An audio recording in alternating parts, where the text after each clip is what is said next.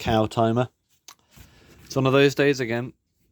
Got myself a cow timer and it doesn't work properly, so that means we're gonna have to look into it. I think it's yeah, not much else to say about it other than it's a cow timer. But I have had a bit of a head start by realizing how to take it apart. And what you do is you grab the cow and you pull it off, and that reveals we have this island of grass with a cow on it, and this plastic bit on the bottom. Now it's a really low quality thing, this. I don't think it's that old. I got it, I think I paid £1.50 for it, which was probably actually too much, to be honest. But I just thought, oh, cow timer. And what's more, it doesn't work, so I can do a video on it. So yeah, all the better.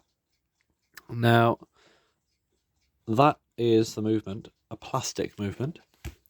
If you flip it over, we can aha, I've got the perfect tool for this. Look at this. It's a flat blade, or is it? Dum da da da dum dum da da dum da da da dum da dum dum. Now it's Phillips, and it fits as well. Okay. Oh, there it is. There is the movement. Inside it's just, I think it's made of clay or resin or something. It's got a good weight to it, and luckily it's intact, so our cow timer will live on. However, the movement is broken. Oh, why are there bits of hole punched paper in it? That's what I don't understand.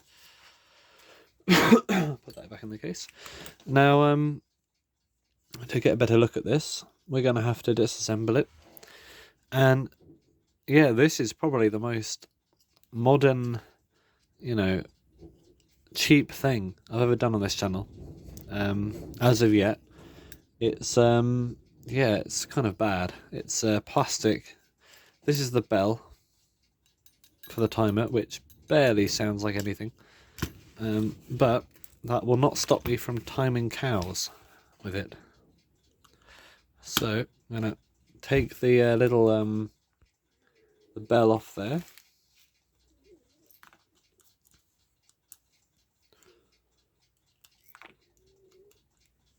and reveal to ourselves what this monstrosity is hiding. I've got a coffee bit today. Right. Oh, that's not coming out. There we go. Alright, as you can see, this is awful. It's super cheap, low quality plastic. And there's the movement. Now, what's interesting is we do have a proper balance wheel and hairspring in there. A lot of these little timers use a rattling piece of plastic or metal instead. Even Smiths used a rattling piece of metal in their timers. This one actually has a proper balance wheel. And the reason it doesn't work is not down to wear and tear, but it's actually a structural issue with the plates. Now, these plastic plates are brittle, and as you can see, this middle one has chipped apart, and it allows this middle arbor to move, and moving the arbor actually stops it from working. Now, luckily, we have still the piece of plastic that broke off. So I think what we can do is, if I disassemble this, I can super glue that piece of plastic back in there, and we should have a working cow timer. Let's see if I can get it back together without breaking it. Now, that's pretty much where I'm at right now with disassembling this thing. I don't know where else to go next. I will get the light in a better place.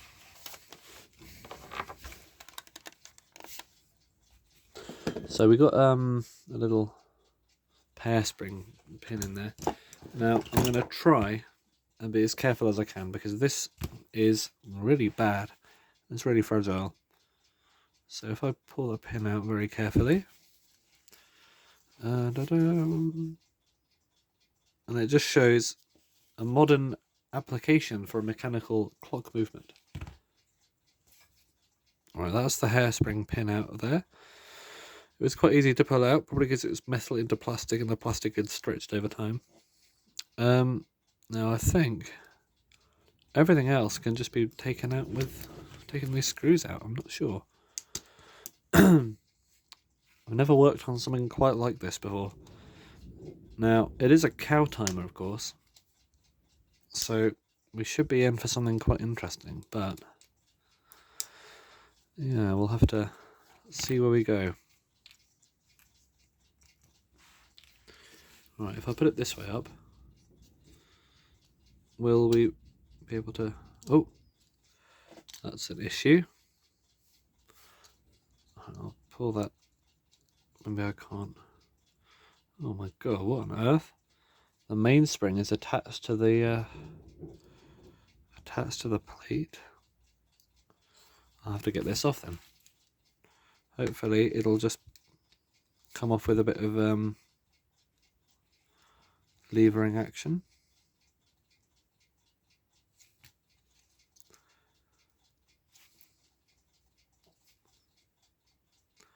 And this is the thing that triggers it to ring. Oop. We do not want exploding mainsprings, especially from this, because that mainspring probably has the power to destroy the parts in this movement because they're so flimsy.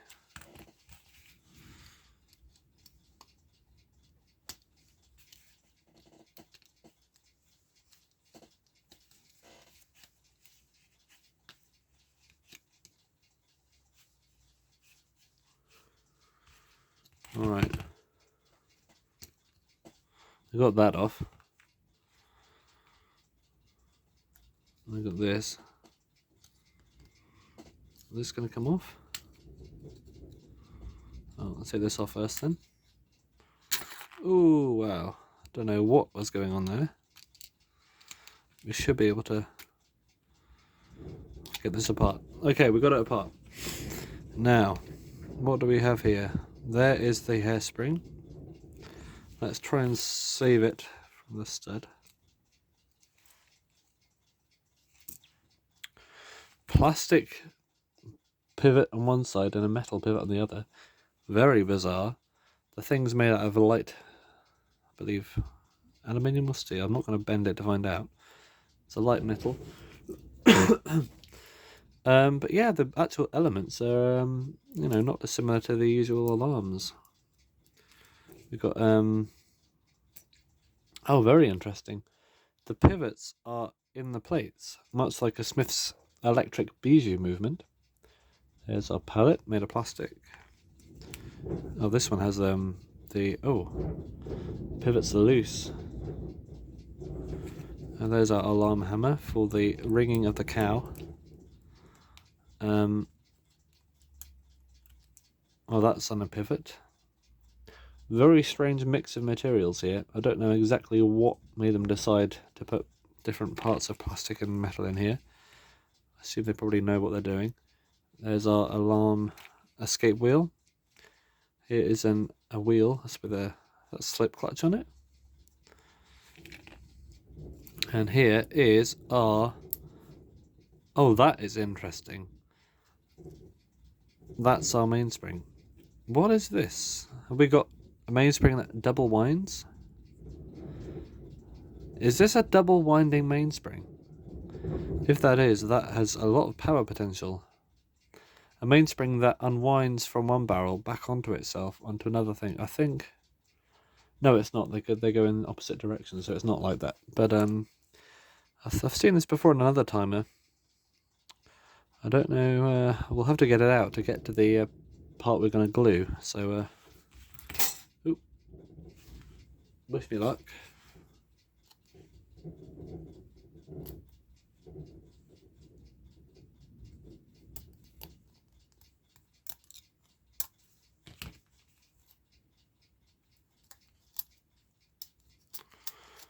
Oh dear, what have I got myself into?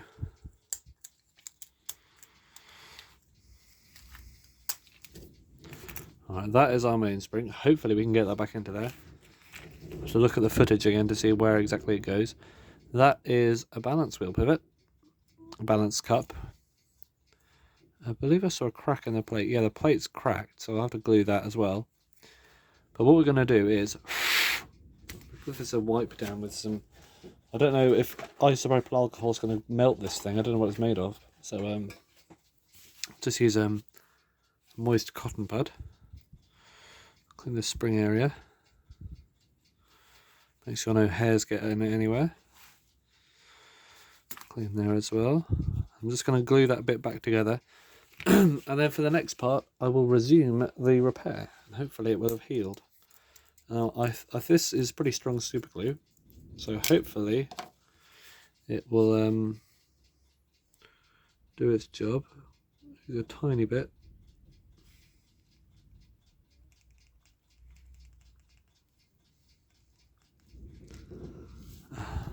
And a bit on the plate as well where it's broken. That's quite a lot actually.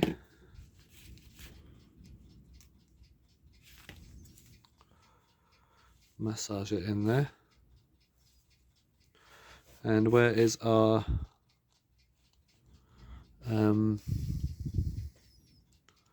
broken bit?